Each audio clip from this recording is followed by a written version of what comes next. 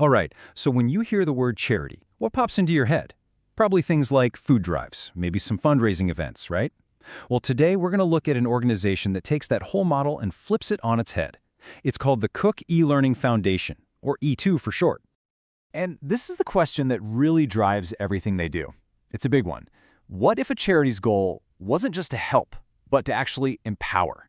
Not just a temporary Band-Aid, but something that builds real, lasting strength. What if the whole point was to help people so well that eventually they don't even need you anymore? That idea? That's the bedrock of E2. They're based in Leicester, and they've built something that's way more than just good intentions. It's an organization that's actually grounded in a really powerful, you could even say ancient, philosophy about what it takes for a person to truly flourish. So, let's talk about how they got here. E2 didn't just appear with this big, grand vision fully formed. Nope. Back in 2005, their mission was pretty straightforward. They wanted to bridge the digital divide. But they figured out pretty quickly that just giving someone a computer, well, that was only one tiny piece of a much, much bigger puzzle. The community needed something more holistic, something deeper that could support well-being, education, and personal growth, all at the same time. And it was that realization that led them to find the philosophy that is now at the absolute heart of what they do. It's the engine that drives every single decision they make. Okay, so this is where it gets super interesting. Their whole model, their entire approach, is built around this one concept, the circle of courage. It's a framework that comes from Native American philosophy, and it's all about focusing on 4 universal human needs that every single one of us has. First up is belonging, and this one is the foundation. Seriously, think of it like the soil that everything else has to grow out of. It's that deep, fundamental feeling of being safe, of being accepted for who you are, and knowing you have a place, that you're part of a community. Without that foundation, well, nothing else really works. So once you feel like you belong, you get this confidence, right? You're not afraid to try new things, to learn, even to mess up and fail sometimes. And that's where the next part comes in, mastery. This is that amazing feeling you get when you actually become good at something. It doesn't matter what it is. It could be sports, art, coding, anything.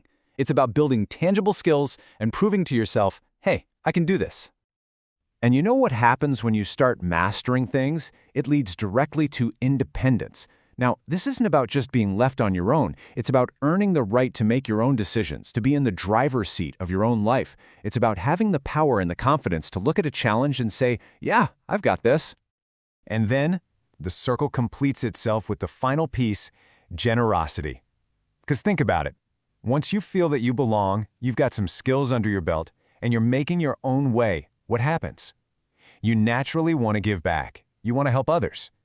This is where real purpose kicks in, when you start contributing to the same community that lifted you up, making that circle even stronger for the next person who comes along. Okay, so a beautiful philosophy is great and all, but how do you actually put it into practice? Like, how does this circle of courage idea translate from a concept on paper into the real day-to-day work of the foundation? Well, the short answer is, it shows up everywhere, in every single decision. It means their work is always community-centered, it's always holistic, looking at the whole person. Well-being isn't just a buzzword for them, it's literally the end goal. This whole ethos pushes them to be compassionate, to be innovative, and to be responsible in everything they touch. And this brings up a really crucial point about how they operate. It's the difference between equality and equity. Equality is giving everyone the exact same box to stand on. But equity is giving everyone the right size box so they can all see over the fence. E2 is all about equity. They get that different people need different things to have a fair shot. The goal is a fair outcome for everyone, not just giving everyone the same stuff. So what does that actually look like on the ground? Let's dive into the specific programs and see how they bring this whole philosophy to life. I mean, the range of what they do is pretty incredible. You could walk in on any given day and see young people in open-access youth sessions, learning discipline and respect through sports and arts. Then you've got the food pantry, helping families put good food on the table. There's the Urban Garden Project, building community from the ground up.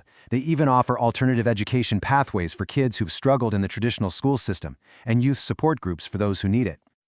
And here's the key takeaway, the most important part. None of this is random.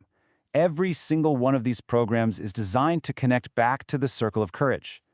So those sports sessions, that's mastery in action. The urban garden, that's a perfect example of building belonging. Every single activity is a deliberate opportunity to strengthen one of those 4 crucial needs. And look, this isn't just some nice-sounding theory. It has a huge, real-world impact. Just look at what happened during the pandemic.